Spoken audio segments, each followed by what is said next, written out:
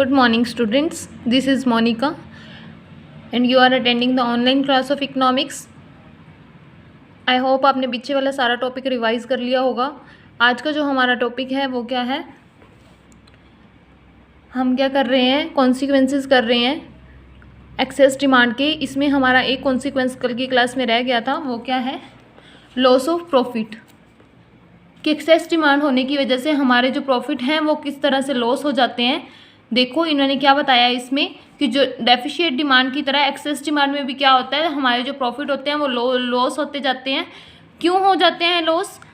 Profit is loss because the producers are not able to raise their supplies. क्योंकि जो producers हैं वो अपनी सारे रिसोर्सेज जो होते हैं वो ऑलरेडी फुली यूटिलाइज कर चुके होते हैं.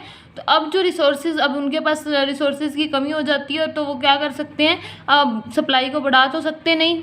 इस वजह से वो क्या कहते हैं, अनेबल होते हैं सप्लाई को रेज करने में, जिसकी वजह से क्या होता है, उनके प्रॉफिट का बहुत ज़्यादा लॉस होता है. क्योंकि वो कंज्यूमर्स की डिमांड जो है वो फुलफ़िल नहीं कर पाते. अनफुलफिल्ड डिमांड की वजह से जो उनके प्रॉफिट्स होते हैं वो लॉस होते जाते हैं. नेक्स्ट वो कहते हैं कि एक्सेस डिमांड जो होती है वो वर्चुअस नहीं होती, बल्कि क्या होती है, विशियस होती है. विशियस मतलब ये बहुत ही इकोनॉमी की बैड सिचुएशन होती है, जहाँ पे इकोनॉमी जो होती है वो इन्फ्लेशनरी स्पाइरल में इस महंगाई के जाल में फंसती चली जाती है. इसमें क्या होता है, ना तो कोई जीडीपी राइज होता है, और बल्कि एक्सेस जीडीपी जो होता है वो जनरेट करता है डिमांड का प्रेशर एग्जिस्टिंग रिसोर्सेज पे. क्योंकि रिसोर्सेज जो हैं वो ऑलरेडी यूटिलाइज हो चुके होते हैं, तो ये एग्जिस्टिंग रिसोर्सेज पे क्या करता है, ज़्यादा से ज़्यादा प्रेशर जनरेट करता है.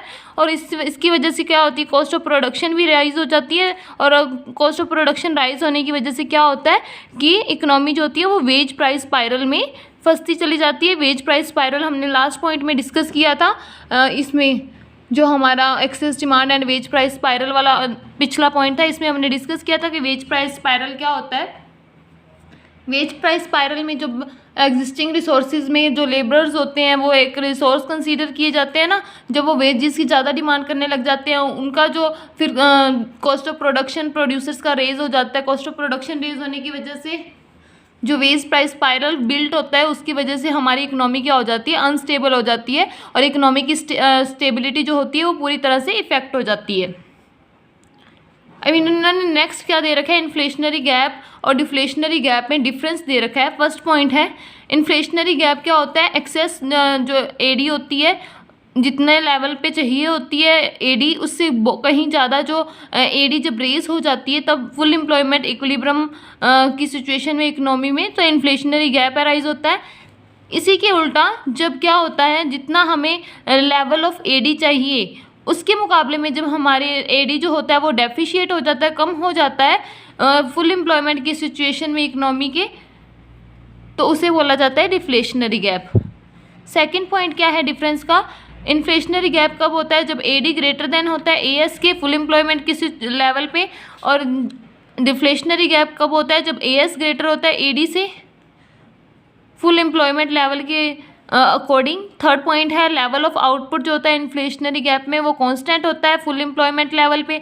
और जो डिफ्लेशनरी गैप में लेवल ऑफ आउटपुट होता है वो क्या होता है, लेस देन होता है फुल एम्प्लॉयमेंट से. Level of output less than होता है फुल एम्प्लॉयमेंट. इसमें जो इन्फ्लेशनरी गैप में फुल एम्प्लॉयमेंट लेवल होगा, पर इसमें क्या होगा, फुल एम्प्लॉयमेंट के नीचे होंगी चीज़ें. फोर्थ पॉइंट है, इसमें क्या होगी, कोई भी अनएम्प्लॉयमेंट या फिर अंडर एम्प्लॉयमेंट नहीं होगी इकोनॉमी में, पर इसमें क्या होगा, अनएम्प्लॉयमेंट भी होगी और अंडर एम्प्लॉयमेंट भी होगी इकोनॉमी में. जो इन्फ्लेशनरी गैप है वो किसको लीड करता है, वेज प्राइस स्पाइरल को. जो वेजेस होते हैं वो प्राइसेस कैच करने लगते हैं, और इसका वाइस वर्सा. और इस केस में जो जीडीपी होता है वो कांस्टेंट रहने लग जाता है. डिफ्लेशनरी गैप में क्या होता है कि यहाँ पे जो लो लेवल इक्विलिब्रियम ट्रैप हो जाता है. लो लेवल इक्विलिब्रियम ट्रैप का मतलब है कि जो इक्विलिब्रियम होता है वो लो लेवल पे ही रह जाता है, उससे आगे बढ़ता ही नहीं है, जिसकी वजह से हमारा एडी तो लो होता ही होता है, उसके साथ हमारी इनकम भी लो होने लग जाती है. और लो इनकम की वजह से अगेन जो हमारा एडी है, एग्रीगेट डिमांड है, वो भी फर्दर क्या हो जाती है, लो हो जाती है. नेक्स्ट हमारा टॉपिक है, कुछ मेजर्स हैं जिसके थ्रू हम क्या कर सकते हैं, डेफिशिएट और एक्सेस डिमांड को हम करेक्ट कर सकते हैं.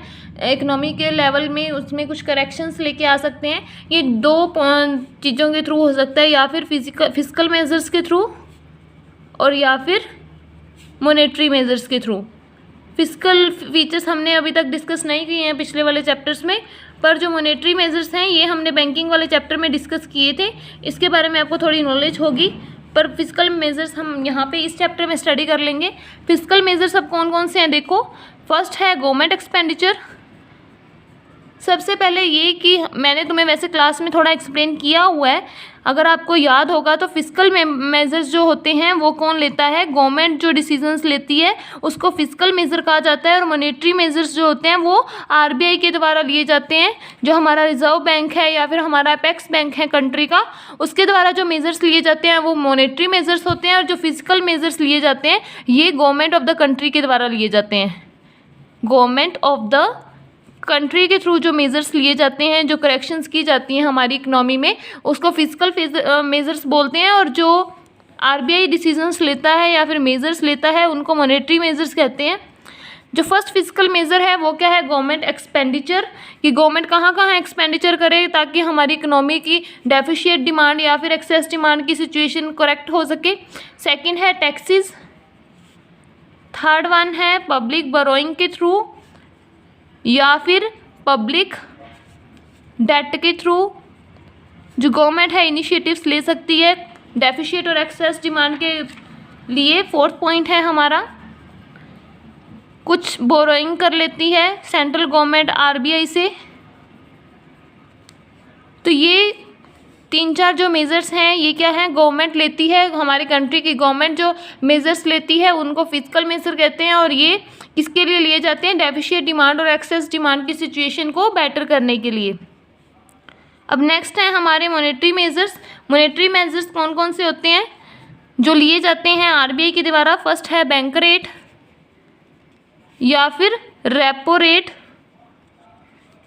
रेज कर दी जाती है, raised by RBI. Second one है reverse repo rate, raised by RBI. ये सारे मैं एक्सप्लेन करने वाली हूँ, अभी मैं सिर्फ आपको पॉइंट्स इंट्रोड्यूस करवा रही हूँ कौन कौन से पॉइंट्स हैं। नेक्स्ट है pursuing the policy of open market operations. याद आ रहा है कुछ, हमने क्लास में डिस्कस किए हैं ना ये वाले सारे मेजर्स बैंकिंग वाले चैप्टर में। ओपन मार्केट मेजर्स या फिर ऑपरेशंस। नेक्स्ट है सीआरआर के थ्रू, एसएलआर के थ्रू, मार्जिन रिक्वायरमेंट। जो मेजर्स हैं मॉनेटरी मेजर्स ये थोड़े ज़्यादा हैं as comparison to physical measures.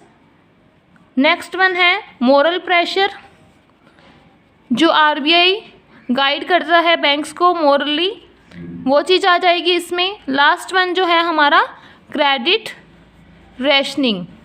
Credit rationing क्या होता है अभी मैं आपको पॉइंट्स आगे एक्सप्लेन करती हूँ। तो ये कुछ मेजर्स हैं जो आरबीआई के द्वारा लिए जाते हैं मॉनेटरी फॉर्म में और जो गवर्नमेंट के द्वारा लिए जाते हैं फिजिकल फॉर्म में सिचुएशन ऑफ डेफिशिएट और एक्सेस डिमांड को करेक्ट करने के लिए। अब आगे इसके एक्सप्लेनेशन करते हैं। इन्होंने बताया कि इकोनॉमी की स्टेबिलिटी के लिए सिचुएशन ऑफ एक्सेस डिमांड और डेफिशिएट डिमांड को करेक्ट करने के लिए क्या होता है, कुछ मेजर्स गवर्नमेंट के द्वारा लिए जाते हैं। रिवेन्यू एक्सपेंडिचर पॉलिसी जिसे हम फिजिकल पॉलिसी कह देते हैं, या फिर मेजर लिए जाते हैं सेंट्रल बैंक, हमारे आरबीआई जो बैंक है सेंट्रल बैंक कंट्री का, उसके द्वारा कुछ मेजर्स लिए जाते हैं जिसको मॉनेटरी मेजर्स कहा जाता है। इस डिस्कशन में हम फिजिकल और मॉनेटरी पॉलिसीज़ के बारे में पढ़ेंगे कि वो कैसे इम्पैक्ट डालती हैं इकोनॉमी में एक्सेस डिमांड को और डेफिशिएट डिमांड को करेक्ट करने के लिए। वो कहते हैं कि आगे हम अंडरस्टैंड करते हैं कि how these policies are used to combat inflationary gap and deflationary gap, कि कैसे ये पॉलिसीज़ इन्फ्लेशनरी गैप को और डिफ्लेशनरी गैप को कम्बैट करती हैं, कवर अप करती हैं। फर्स्ट है फिजिकल पॉलिसी। फिजिकल पॉलिसी का मीनिंग देखो क्या है। फिजिकल पॉलिसी वो पॉलिसी होती है जो कि रिवेन्यू एंड एक्सपेंडिचर पॉलिसी होती है गवर्नमेंट की, इसे बजटरी पॉलिसी भी कह देते हैं। सेकंड नेम फिजिकल पॉलिसी का क्या है, बजटरी पॉलिसी। ये फोकस करती है स्टेबिलिटी ऑफ द इकोनॉमी में, कि कैसे हमारी इकोनॉमी जो है वो स्टेबल रह सकती है सिचुएशन एक्सेस डिमांड की और डेफिशिएट डिमांड की करेक्ट करने के बाद। ठीक है, आज के लिए इतना इनफ होगा। कल के लेक्चर में हम दोनों जो फिजिकल मेजर्स हैं और मॉनेटरी मेजर्स हैं उनको अच्छे से एक्सप्लेन करेंगे और आपको यहाँ तक टॉपिक को रिवाइज कर लेना है कि नेम्स आपको याद कर लेने हैं, रिवाइज कर लेने हैं कि कौन से फिजिकल मेजर्स होते हैं और कौन से मॉनेटरी मेजर्स होते हैं और ये किस लिए लिए जाते हैं। Thank you.